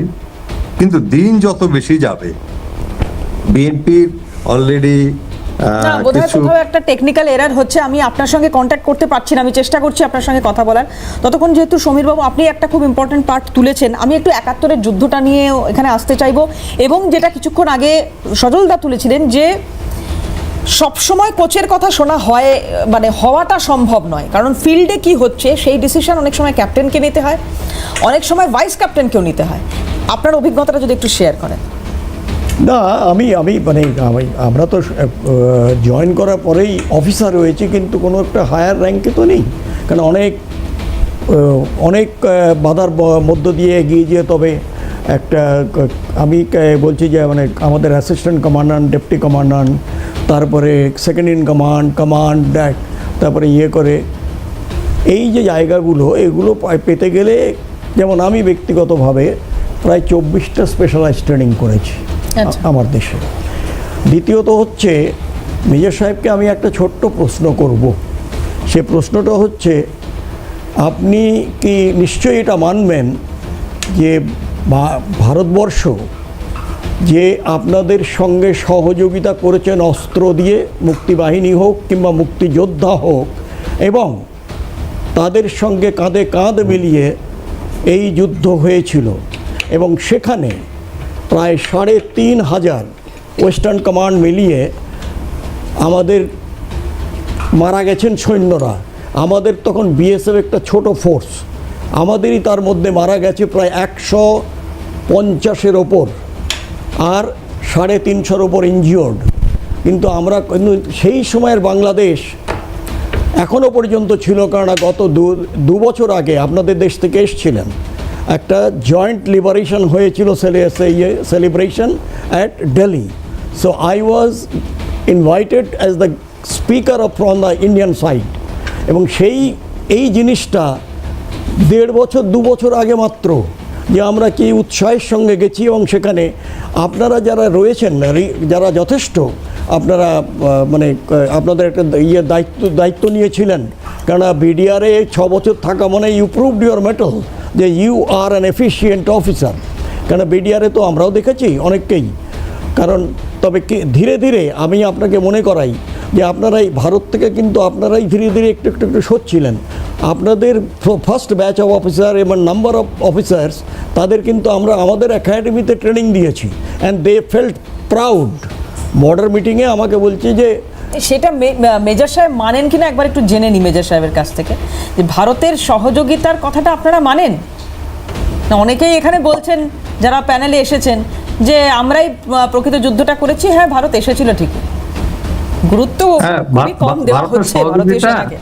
ভারতের সহযোগিতা অস্বীকার করার কোনো তো আমি কারণ দেখি না, এটা তো ঐতিহাসিক সত্য, এটা তো কোনো মানে ধন্যবাদ আপনাকে। আপনার মতো, হ্যাঁ সমীর বাবু আমি আসছি, আপনার মতো শুভবুদ্ধি সম্পন্ন মানুষ যারা রয়েছেন, আপনার মতো শুভবুদ্ধি সম্পন্ন মানুষ যারা রয়েছেন, তারা প্রতিটি ঘটনায় কি এইভাবে আওয়াজ তোলেন, মানে যেটা সত্যি সেটা সামনে আনেন? চৈতন্য প্রভু কি কারণে গ্রেপ্তার হলো আমরা এখনো কেউ জানি না, সঠিক কারণ আমরা কেউ জানি না। আপনারা কোনো বিরোধিতা করেছেন? চৈতন্য প্রভু আলাদা ইস্যু ম্যাডাম, চৈতন্য প্রভু আলাদা ইস্যু, ওটার কারণ আমি জানতে চাইছি বাংলাদেশে যা যা ঘটছে মেজর সাহেব, তার যেগুলো প্রকৃতপক্ষে নেগেটিভ ঘটনা, কোট আনকোট আপনার কথা অনুযায়ী যেগুলো প্রকৃতপক্ষে নেগেটিভ ঘটনা, সেই নেগেটিভ ঘটনাগুলোর বিরোধিতা কি আপনি করেছেন? ওনার নাম হলো চন্দনকুমার ধর, ওনার যে নামটা পরে পরিবর্তন হয়েছে এইটাই তো ঠিক না। অ্যাকচুয়ালি একটা লোকের নাম তো দুইবার হয় না, দুইটা হয় না। তো উনি একসময় ছাত্রলীগ করতো, আপনি ইতিহাস হয়তো কতটুকু জানেন আমি জানি না, ছাত্রলীগ করতো, এবং পরে ওনার নাম হয়ে গেল চিন্ময় কৃষ্ণ দাস। আসলে একটা মানুষের আইডেন্টি কার্ড একটা, আমি যেই হই, আমি প্রভু হই বা যাই হই, আমি ধর্মের একটা যোগী হই, আমার তো নাম তো পাল্টাবে না, হয়তো কিছু যোগ হতে পারে, যেমন আমাদের হুজুররা বলে আমি আপনার কাছে এটা জানতে চাইবো, আমি কিন্তু এটা বুঝতে পারলাম না, একজন কেউ ছাত্রলীগ করতো তিনি যদি হয় না বা তাদের বা কি সমস্যা? হ্যাঁ, এখন যদি অন্যায় করে শোনেন, না অনলাইনে জানতে চাই সদলদার একটু মেজর সাহেব বক্তব্যটা একটু শুনে নি। মেজর সাহেব নাম পাল্টানোর কথা বলছেন, যে নাম পাল্টানো উচিত নয়। প্রতিদিন বাংলাদেশে যে ধর্মান্তকরণ হচ্ছে, সব হিন্দুদের নাম, বাবার নাম, ঠিকানা, টাইটেল সব পাল্টে দিচ্ছেন এক। আর যদি কেউ নাম পাল্টায়, সে তো গোপনে পাল্টায়নি, সে তো নাম পাল্টে পাসপোর্ট পাল্টে পালানোর জন্য করেনি, সে তো আইনের চোখে ধোকা দেওয়ার জন্য করেনি। আচ্ছা, নাম পাল্টেছিলেন কবে? নাম জবে পাল্টেছিলেন? এক মিনিট সাহেব একটুখানি, আমার বক্তব্য হচ্ছে, দেখুন আপনি ছাড়তে পারবেন না, আপনার ছাড়ার ক্ষমতা নেই, ছাড়ার ইচ্ছেও নেই, আর আপনার ইচ্ছে থাকলেও ক্ষমতা হবে না। হ্যাঁ, জীবন তো ছাড়বেন কিনা সেটা নিয়ে প্রশ্ন আছে। আমি আপনাকে বলি, ওটা লয়ের ব্যাপার, আইনের ব্যাপার। হ্যাঁ, লটাই নেই। ল যদি থাকতো, আমি বলছি লয়ার ম্যাডাম আছে, উনি ভালো জানেন। আমি বলছি শুনুন না, এটা আপনিও বোঝেন, ওখানে কোনো ল নেই। ল যদি থাকতো তাহলে তার উকিলের বাড়িতে গিয়ে, ও চেম্বারে গিয়ে হামলা হতো না, উকিলদের মেরে আইসিইউতে ভর্তি করে দেওয়া হতো না, উকিলদেরকে আক্রমণ করা হতো না। উকিল দিতে পারবে না, কোর্টে দাঁড়িয়ে উকিলরা বলছে তাকে গণপিটুনি দেওয়া হবে। এটা ভাইয়া, উনি কিন্তু সরকারি উকিলকে মেরে ফেলতো, ওনার লোকজন সরকারি উকিল, একজন এপিপি। আপনার এটা কি জানেন? আপনি একজন এপিপি কে মেরে ফেলছে ওনার লোকজন। দেখুন এটা কি কোনো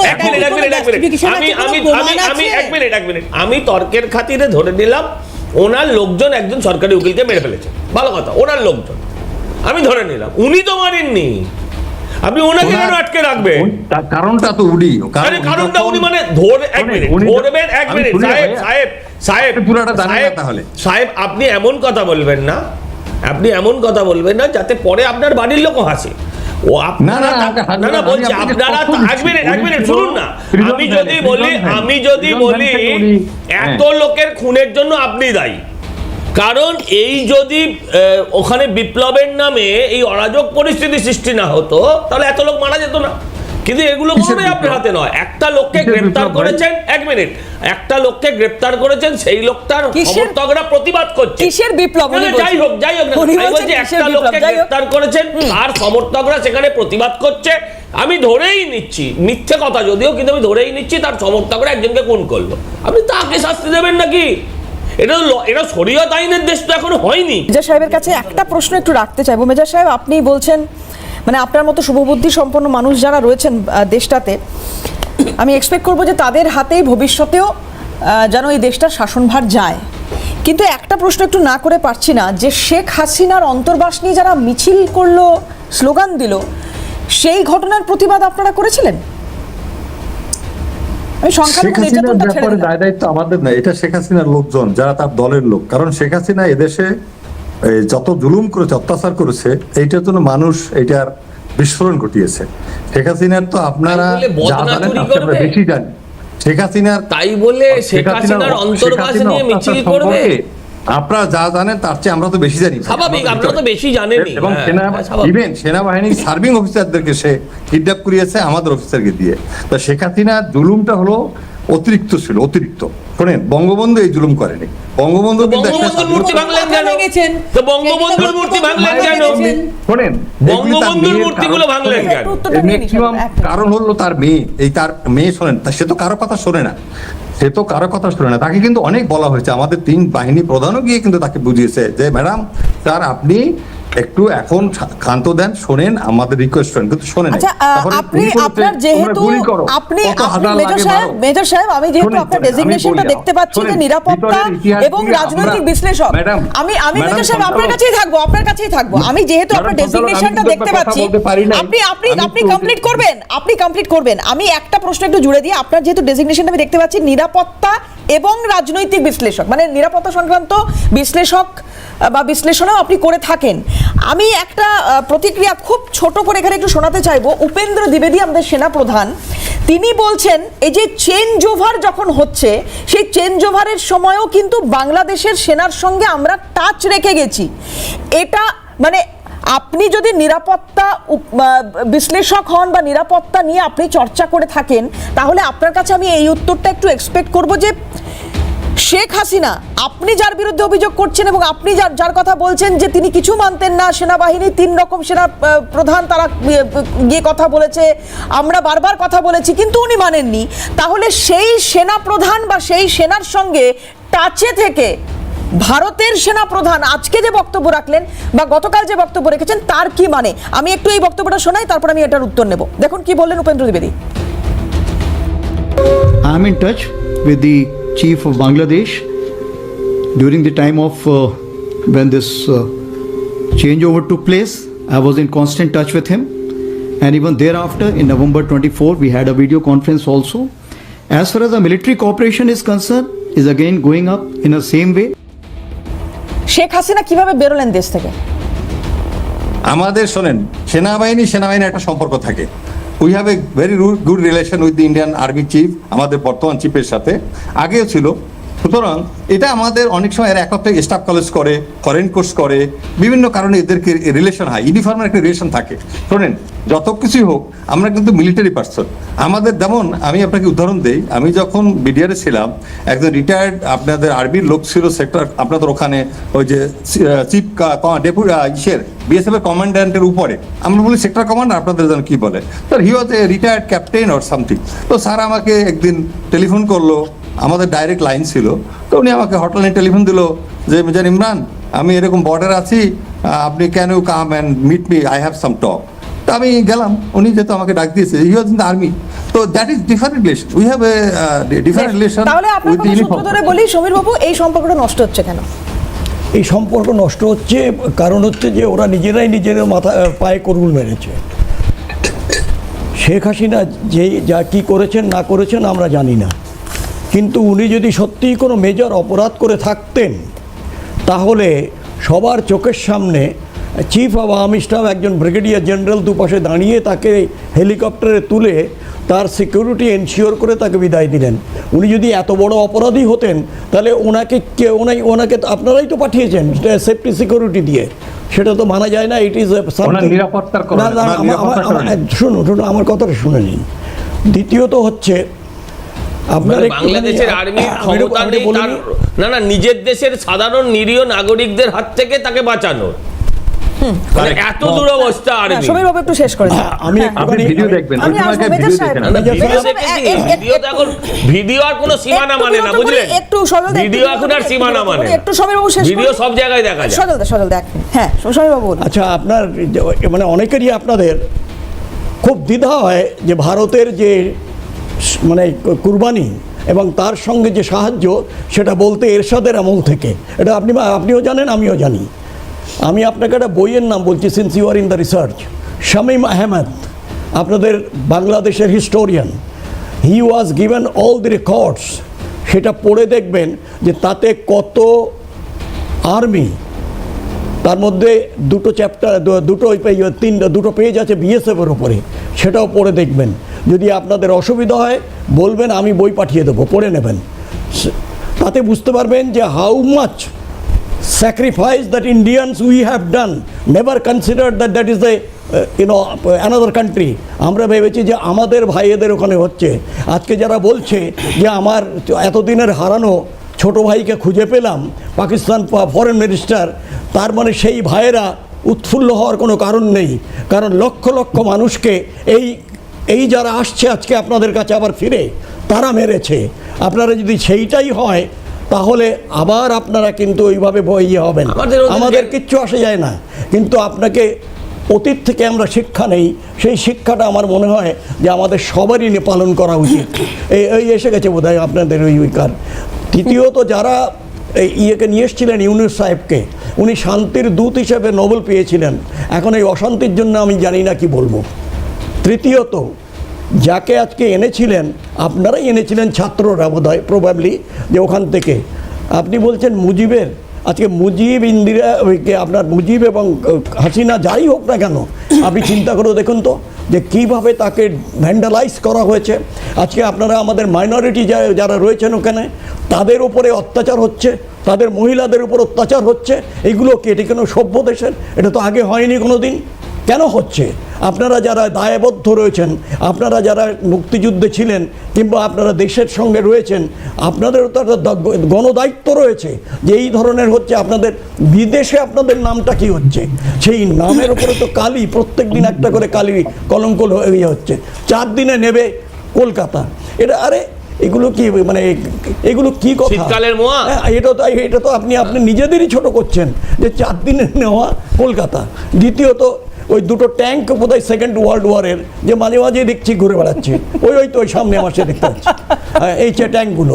আচ্ছা, এইসব নিয়ে কি ভারতের বিরুদ্ধে লড়া যাবে ভাই? বোধ হয় না। আমরা লড়বো কেন? কিন্তু যদি আমাদের উপর যুদ্ধকে ফোর্স করা হয়, then it will be a very decisive thing. বেশ, আমি সুকন্যাদির কাছে আসবো। সুকন্যাদি, এই যে ভারত বিরোধিতা একটা মরিয়া চেষ্টা করা হচ্ছে, কামড় বলা যেতে পারে আর কি, ইউনুসের তরফ থেকে, কোথাও কি এইটা তাহলে তৈরির যে স্বপ্ন, ইসলামিক রাষ্ট্র তৈরির যে স্বপ্ন ইউনুস দেখছিলেন বা ইউনুসকে দিয়ে দেখানো হচ্ছিল, সেইটা একটা বোধহয় কোথাও সমস্যায় পড়ে গিয়েছে? কারণ 20 তারিখ তো খুব দূরে নেই, ডোনাল্ড ট্রাম্প তিনি তার শপথ নেওয়া শুধুমাত্র সময়ের অপেক্ষা। তো সেই জায়গায় দাঁড়িয়ে এখন এই একটুখানি পিছিয়ে আসা বা দেশ ছাড়া, এছাড়া আর ইউনুসের কাছে কিছু করারও নেই বোধহয়। ইউনুস সরকার বা ওনাদের মাথায় যিনি বসে আছেন মোহাম্মদ ইউনুস, ওনার দেশ ছাড়া বা ওনার আবার কোনো হাসিনা বা এরকম ধরনের কোনো দুর্ঘটনা ঘটা বা ওনার কোনো এরকম যাবজ্জীবন হওয়া বা এটার কিন্তু বেশি আর দূরে নয়, সেটা মেজর সাহেব খুব ভালো করে জানেন। এটা ওনাদের আভ্যন্তরীণ ব্যাপার, সেটা বলতে চাইছি না, ওটা ওনারাই বুঝে নেবেন। ওনাদের ইলেকশন, ওনাদের ইউনিট সরকার, ওনারা কাকে রাখবেন কাকে রাখবেন না। কিন্তু হ্যাঁ, এই যে ভারত দখল করে নেব বা ভারতকে কোনোভাবে হ্যারাস করব, এই যে স্বপ্ন ইউনুস সরকার দেখাচ্ছেন না আমাদের প্রতিবেশী বন্ধু, আমরা যাদের এখনও বন্ধু বলছি, সেই বাংলাদেশকে, সেই স্বপ্নই থেকে যাবে। অনেকে আছে না জেগে স্বপ্ন দেখে, অনেকটা ইউনুস সরকারের সেরকম অবস্থা। আর মেজর সাহেব, আপনি যথেষ্ট জ্ঞানীগুণী লোক, সেটা আপনার সাথে কথা বলেই এখানে আমাদের মনে হচ্ছে। তবে একটা জিনিস আমি আপনাকে বলতে চাই, আপনি যেটা বললেন না চিন্ময় প্রভু, ওনার একটা আগে নাম ছিল, উনি ছাত্র নেতা ছিলেন, পরবর্তীকালে ওনার নাম চেঞ্জ হয়েছে। না, এটা ঠিক কথা নয়। এটা হয়তো আপনার জানা নেই বা হয়তো আপনি কোনো কারণে এটা মিসলিড করছেন বা মিসগাইডেড হয়ে গেছেন। আপনি নিশ্চয়ই নরেন্দ্রনাথ দত্তের নাম শুনেছেন, যিনি পরবর্তীকালে স্বামী বিবেকানন্দ হিসেবে পরিচিত হয়েছেন। শুনেছেন কি না? নিশ্চয়ই শুনেছেন আপনারা। ঠিক সেরকমই ভারতীয় হিন্দু যারা, সনাতনী যারা, তারা যখন কোনো একটা সেবা মানে ধর্ম কোনো প্রতিষ্ঠানে যোগদান করেন, তাদের পুরো জীবনটাকে উৎসর্গ করেন ধর্মের জন্য, সেবা কাজের জন্য, তখন তাদের নামটা পরিবর্তন হয়। এর মধ্যে কোনো অসৎ উদ্দেশ্য নয়। এক লাইন বোঝায়, ওনাদের যারা হজ করে আসেন তারা হাজি হন, কাজী হয়, গাজী হয়, আর কিছু লোক অবশ্যই পাজি হয়। সবাই না, কিছু লোক অবশ্যই পাজি হয়। সেক্ষেত্রে চিন্ময় প্রভুর কিন্তু কোনো রকম নাম চেঞ্জ করে জঙ্গি বা রাষ্ট্রদ্রোহিতার কোনো রকম উদ্দেশ্য ছিল না। আচ্ছা মেজর সাহেব, আপনি বললেন উনি একজন সরকারি পাবলিক প্রসিকিউটরকে খুনের অপরাধে ওনার এই কারাদণ্ডটা হচ্ছে বা উনি আসামি হয়েছেন, কিন্তু আপনি কি জানেন আপনাদের যে এফআইআর, যেটাকে আমরা আমাদের দেশে একটা ফার্স্ট ইনফরমেশন রিপোর্ট বলি, তাতে ওনার এগেনস্টে কেসটা রাষ্ট্রদ্রোহের। সেখানে কোনো খুনির ওখানে বিচার হচ্ছে না, সেখানে এমন কোনো ধারা দেওয়া হয়নি যে উনি কাউকে মার্ডার করেছেন, সেই সেকশনটা কিন্তু ওখানে নেই। ওটা আমরা বারবার, হ্যাঁ আপনি ভুল জানেন, ভুল জানেন, ওটা আমরা দাঁড়ান আমরা বারবার ওখানকার লয়ারদের সাথে কথা বলে জানতে পেরেছি, যদি উনি রাষ্ট্রদ্রোহে থাকেন তাহলে আমাদের এখানে কিন্তু রাষ্ট্রদ্রোহিতার জন্য বিচার হয়, আমাদের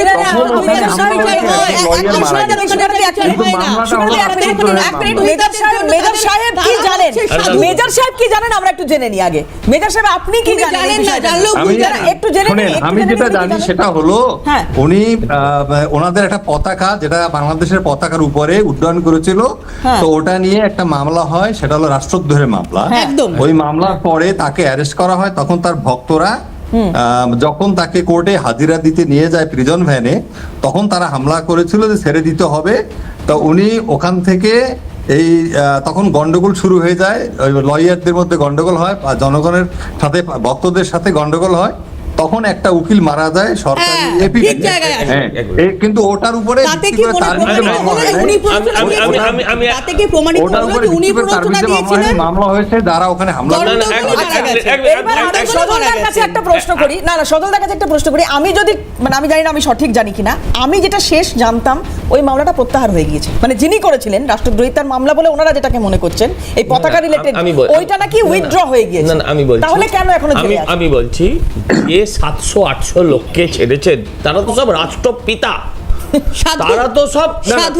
তারা তো সব রাষ্ট্রনায়ক। আপনারা যদি সত্যিই ভারতের সঙ্গে সংঘাত না চান, আপনারা যদি সত্যিই আপনারা যদি সংখ্যালঘুদেরকে আপনারা যদি বুকে জড়িয়ে বাঁচতে চান, সংখ্যালঘুদের সঙ্গে একসাথে নিয়ে যদি আপনারা বাংলাদেশকে এগিয়ে নিয়ে যেতে চান, এতগুলো রাষ্ট্রনায়ক, রাষ্ট্রপিতা, রাষ্ট্র কার কি হতে পারে আমি জানি না আপনাদের ওখানে, হ্যাঁ যাই হোক, তাদের ছেড়েছেন সংগঠক। আরে একটা আপনি এই গেরুয়া পাড়া লোকটাকে ছেড়ে দিন। আমি আপনাকে, আপনার হাতে নেই। আপনার প্রবলেমটা কি জানেন? আপনার প্রবলেমটা কি জানেন? আমি একটু বলি মেজর সাহেব, আমি আপনাকে ডিস্টার্ব করিনি, এক লাইন শুনুন মেজর সাহেব, আমার কথাটা শুনেন না, আমি আপনারটা শুনবো। আরে ভাই একটু শেষ করেন, একটা মিনিট সদল। এখন যে চন্দন কুমার ধর বাজে আমাদের ওই যে চিন্ময় কুমার দাসকে যদি ছেড়ে দেয়, তার নিরাপত্তা বিঘ্নিত হবে। আপনি ঠিক আছে আপনি প্রপোজাল দিন, আমি বুঝলাম। ওনাকে আপনারা নিরাপত্তা দিতে পারবেন না, আপনারা এত দুর্বল, ওনাকে আপনারা বরঞ্চ রিপোর্ট করে দিন। আমি বলছি ওনাকে আপনারা দেশ থেকে বিতাড়িত করে দিন। আমি বলছি, আমি আপনাকে একটা কথা বলি, মুশকিলটা কি জানেন? আপনি চাইলেও ছাড়তে পারবেন না, কারণ ছাড়লে মৌলবাদীরা আপনাকে ছাড়বে না। আসল কথাটা হচ্ছে এখানে, টিভিতে আপনি যাই বলুন, আপনি বাস্তব সত্যটা জানেন, উগ্র মৌলবাদীদের হাতে দেশ চলে গিয়েছে। এদের একটাই ওষুধ, এদের ওষুধ একটাই, এদের মলমে কাজ হবে না, অস্ত্রোপচার ছাড়া ফাইনালি কাজ হবে না এদের। আপনি এটা ভালো করে জানেন। আমি বলি, আপনি মুখে যাই বলুন সাহেব, আপনার মন যাই বলুক, আপনি বাস্তবটা বোঝেন। আপনি এখানে টিভি চ্যানেলে স্বীকার করছেন যে ওনাকে ছাড়লে ওনার নিরাপত্তা থাকবে না। একটা সরকার, একটা রাষ্ট্র, এক মিনিট সাহেব, একটা রাষ্ট্র একটি ব্যক্তিকে যদি নিরাপত্তা দিতে ব্যর্থ হয়, সেই সরকার, সেই রাষ্ট্রটা কত অপদার্থ, সেটা কিন্তু আপনার মুখ থেকে বেরোয়। না স্যার, এই রাষ্ট্র আপনার দেশে এরকম হচ্ছে বিঘ্নিত। আমাদের আনোয়ারুল আজিম আনার সব দেশে হচ্ছে, সব দেশে হচ্ছে, কিন্তু আমি বলছি শুনুন না, সব দেশে হচ্ছে, সারা পৃথিবীতে হচ্ছে, আমি অস্বীকার করছি না। সব দেশে খারাপ হচ্ছে বলে আপনার দেশেও খারাপ হবে, এক। আর আমার দেশে সংখ্যালঘু খুঁজে খুঁজে তাকে মারা হচ্ছে না, সংখ্যালঘু দেখে তার মন্দির ভাঙা হচ্ছে না। না না না না না ইয়া সদল ভাই শোনেন, আমি একটা কথা বলি, আপনাকে আমি দাওয়াত করি, আপনি আমার গেস্ট হিসাবে আসবেন। আপনাকে নিয়ে আমি যাব, ভিসা বন্ধ করে নেই। আমি আপনাকে আমার সাথে নিয়ে যাব গ্রেটার বাংলাদেশে যত জায়গা আপনি দিতে চান দিতে পারবেন। যদি আমায় দিতে পারেন তাহলে চিন্ময় প্রভুকে দিয়ে দিন। আমি আপনাকে একটু বলি সদল ভাই, আপনাকে একটু বলি যে এখানে বাংলাদেশে আপনি জানেন আওয়ামী লীগ একটা বিশাল দল, এখানে ছাত্রলীগ, যুবলীগের প্রচুর কর্মী আছে। তারা আপনি জানেন কালকেও বিএনপি দুই দলে মারামারি হয়েছে। এখন এর মধ্যে কিছু বিএনপিতে জয়েন করেছে, আবার আওয়ামী লীগের ছেলে পেলে, যুবলীগের বা ছাত্রলীগের অনেক কিছু। এখন সন্ত্রাসীরা হয় কি, আমার কথা শোনেন একটু, সন্ত্রাসীরা যখন কোনো দল ক্ষমতায় থাকে বা দল ক্ষমতায় আসে বা যারা যাবে, এরা কিন্তু ভোল পাল্টায়। এখন এক নৌকা থেকে চলে যায় ধানের শীষে, ধানের স্থিতিকে চলে যায় নৌকায়। এখন এই সমস্ত লোকগুলি অরাজকতা তৈরি করতে চায়, করতে পারে। সুতরাং এই ক্ষেত্রে বর্তমানে যে অবস্থা, একটা আমাদের একটা সরকার হলো, ধরেন এটা হলো দুর্বল সরকার, আপনি জানেন। দিদার আলীর ছবি আপনাদের দেখিয়েছি, আনসারুল্লাহ বাংলা টিমের সদস্য এই দিদার আলী, যিনি এই মুহূর্তে নাকি বাংলায় ঢুকে পড়েছেন। এই দিদার আলীর হাতে আইসিসের পতাকা, যেটা বাংলাদেশে আমরা দেখেছি, এবং বাংলাদেশের রাস্তায় খুল্লা আইসিসের পতাকা নিয়ে ঘুরে বেড়াচ্ছে লোকজন, সেই ছবিও আমরা দেখেছি। এখন প্রশ্ন হচ্ছে, আমি সমীরবাবুর কাছে আসবো। সমীরবাবু, প্রথমত তো একটা কোথাও উস্কানির চেষ্টা হয়তো ইউনূস এতদিন করে গিয়েছেন, কিন্তু এখন উনি বুঝতে পারছেন এবং বলছেন হয়তো যে জিরো টলারেন্সের পথে আমাকে যেতে হবে। কিন্তু কথা হচ্ছে যে ইলেকশন করানোর দিকে মন না দিয়ে ভারতে অনুপ্রবেশকারী ঢোকানো, ভারতে জঙ্গি ঢোকানো, এতে কত বড় ফায়দা বাংলাদেশ দেখছে বা বাংলাদেশের দ্বারা অন্য কোনো দেশ দেখছে? এটা যে প্রচেষ্টাটা চলছে, এই প্রচেষ্টা কিন্তু ওদের মধ্যে হয়তো অনেকে জানেনই না। এই প্রচেষ্টাটা করানো হচ্ছে মৌলবাদীদের দিয়ে, এবং যারা এই আমাদের ফোর্ট উইলিয়ামে ওই যেটা হয় বিজয় দিবস, সেখানে এসে কোনো একটা লেফটেন্যান্ট কর্নেল বেশ কিছু কথা বলেছিলেন যেগুলো খুবই খারাপ আর কি। মেজর সাহেব শুনছেন, আমি মেজর সাহেব আপনার কথা শুনে খুব ভালো লাগলো। ইউ আর এ জেন্টলম্যান, এবং আমি চাইবো যে ইয়েস, এই ধরনেরই অফিসার হওয়া উচিত, এবং যখন এরকম আলোচনা হয় সেইভাবে। কিন্তু একটা জিনিস আমি বলবো, বাংলাদেশ পিপল আপনার উপর খুব রাগ করবে আজকের পর। না, আমি একটু বলে নিই সজল, হ্যাঁ, কিন্তু একটা জিনিস আপনিও শুনছেন, আপনার দেশেও যদি এটা দেখে কেউ তাহলে শুনবে, কাঁটাতারের বেড়া হবে, এর কোনো দ্বিমত নেই, এবং আমরা করব কাম হোয়াট নেই, নাম্বার 1। নাম্বার 2, বাংলাদেশের সঙ্গে আমাদের ব্যক্তিগত কোনো শত্রুতা নেই, ছিল না, কিন্তু যারা এসেছে তারা যদি মনে করে যে যা ইচ্ছে তাই করবে, সেটা হবে না। থার্ডলি, আপনারা এই যে কাঁটাতারের বেড়া, আপনি তো বিডিআরে ছিলেন, আপনাদের তরফে আপনারা কোনো দিন দেননি, তার অর্থটা আমরা বুঝতে পারি। আমরা দিয়েছিলাম তখন, সেখানেও আপনারা প্রতিবাদ জানিয়েছেন, কারণ আসাম থেকে প্রথম শুরু হয়, এবং কনসেপ্টটা আমি দিয়েছিলাম, প্রফুল্ল মাহান্তকে দিয়ে দেন চিফ মিনিস্টার। শুধু এই জিনিসগুলো আমরা কিন্তু চাইছি যে আপনার যারা আপনার এখনও তো সেই বিজিবি আর বিডিআর পার্থক্য কী, তখনও আপনাদের বাংলাদেশ আর্মি কমান্ড করতো, এখনও তাই করে, যে আপনার যে সোলজার্স, ফুট সোলজার্স, আর এই নিচে আছে ডিএসপি পর্যন্ত, আমরা বলি ডিএসপি, তার নিচে পর্যন্ত আপনাদের, তার উপরে আপনারা যারা আছেন তাদের বলুন যে এই ধরনের যেন না করে। এর মৌলবাদী কিসের মৌলবাদী, কি তাতে কি দেশের উন্নতি হবে আপনার দেশের? সে তো আমরা দেখতে পাচ্ছি। আজকে আপনি তো একজন প্রথিতযশা লোক ওখানকে বাংলাদেশে। আজকে যেভাবে বঙ্গবন্ধুর মূর্তি ভাঙা হলো, কোনো সভ্য দেশে হয়েছে এরকম? আর ওখানে প্যারিস থেকে বসে ওই ভদ্রলোক বলছেন আই এম ভেরি হ্যাপি যে ওর মূর্তি ভাঙা হয়েছে। What kind of leader he is? আর আপনারা তাকে অ্যাকসেপ্ট করে নিয়েছেন। আপনারা তো বুদ্ধিহীন নন, আপনারা তো যথেষ্ট ম্যাচিওর। সেই রকম একটা লোককে নিয়ে নিলেন, যেহেতু কয়েক হাজার ছাত্র তারা চেঁচামেচি করছে, মারছে, আপনারা দেখছেন, তাহলে এর থেকে তো অসহায় অবস্থা তো আমাদেরও নয়। আপনারা করছেনটা কি? আপনারা করুন, তা নাহলে আমরা কতকাল ধরে অপেক্ষা করব যে সুবুদ্ধি আপনাদের আসবে। এটা তো ইটার্নিটিতে যেতে পারি না, আমরা করব, তা নাহলে কিন্তু তখন একটা বিশ্রী ব্যাপার হয়ে যাবে। আপনারা ট্রেঞ্চ বানাচ্ছেন, which is the bad matter of, যে বোধহয় কালকেই যুদ্ধ লাগবে, ওই যে মূর্তি, ওই যে বঙ্গবন্ধুকে does it deserve that? You tell me. আপনারা সেখানে বসে আছেন, আওয়ামী লীগের সবাই বসে আছেন কিংবা পালিয়ে আছেন, এটাকে ডিজার্ভ করেন বঙ্গবন্ধু? করেন না। মেজর সাহেব, খারাপ লেগেছিল যেদিনকে এইভাবে ভাঙা হচ্ছিল মূর্তি? কোনো কিছুই ভালো না, এটা বাড়াবাড়ি হয়েছে, ঠিক আছে। তবে যারা করেছে সেটা একটা গণ অভ্যুত্থানের মধ্যে দিয়ে হয়েছে, ওখানে কারো বাধা দেওয়ার মতো স্কোপ ছিল না। আরেকটা হলো যে অ্যাকচুয়ালি যেটা বললো যে আমার ভাই বিএসএফ এর যে কমান্ডার ছিল, অ্যাকচুয়ালি বর্ডারে আমরা যখন আপনারা বেড়া দিতে আসছেন, তখন কিন্তু আমরা যদি 150 গজের মধ্যে বা জানাজানি হয়ে ওখানে কিন্তু ঝামেলা হয়নি। আমিও অ্যালাউ করেছি, আমরাও কিছু কাজ করেছি, ওরাও অ্যালাউ করেছে, এটা সবসময় আন্ডারস্ট্যান্ডিং এর মধ্যেই হয়েছে। তবে এখন এটা না, এটা আচ্ছা, কত হাজার কিলোমিটার বেড়া দিয়েছেন, ফেন্সিং হয়েছে, আমি এখন জানি না এক্স্যাক্টলি, আর কত বাকি আছে। আপনার দেশে আপনি করবেন, আপনার এলাকায় করবেন, এটা আপনার ব্যাপার। এখানে তো আমার নাক গলানোর কোনো বাধা কেন? এমন হতে পারে, এরকম হয়তো অ্যাডভার্সলি পজেস ল্যান্ড অথবা এলাকার ল্যান্ড আপনার মাত্র 2 জায়গায় ছিল এন্টায়ার বাংলায়, ওয়েস্ট বেঙ্গলে, ঠিক আছে? I have walk through the, শুনুন, আপনারা যেটা অ্যাডভার্স পজিশন বলছেন মাত্র 2 জায়গায় ছিল, দ্যাট ওয়াজ সর্টেড আউট। আপনি যেটা এনক্লেভ বললেন, এনক্লেভটা আপনি নিশ্চয়ই দেখেছেন, আপনার দেশেও আছে। এনক্লেভটা এখন ওটা শুনুন, হ্যান্ডিং টেকিং হয়ে গেছে। না না হ্যান্ডিং আর টেকিং তাহলে কি দুটো হয়নি, border-এর কিছু লোক দহগ্রাম এন্ড অঙ্গরপোতা বেশ, আজকে আর সময় দিতে পারছি না, আজকে আর সময় দিতে পারছি না। পরে একদম শেষ ভবিষ্যতে করতে দেখা হবে অনুষ্ঠান। আপনার সঙ্গে আবার যদি এই ভবিষ্যতে দেখা হয় আলোচনায়। মেজর সাহেবের ভালো সঙ্গে থাকুন। তখন ভালো আজকে থাকুন। এখানেই শেষ করছি অনুষ্ঠান, এখান থেকে হয়তো শুরু করবো সেদিন। আজকে প্রত্যেকে ধন্যবাদ সময় দেওয়ার জন্য, এবং আপনারা যারা আমার সঙ্গে ছিলেন এতক্ষণ ক্যামেরার ওপর থেকে, আপনাদেরও ধন্যবাদ। শেষ করছি, অন্যান্য সব খবরের জন্য চোখ থাকুক।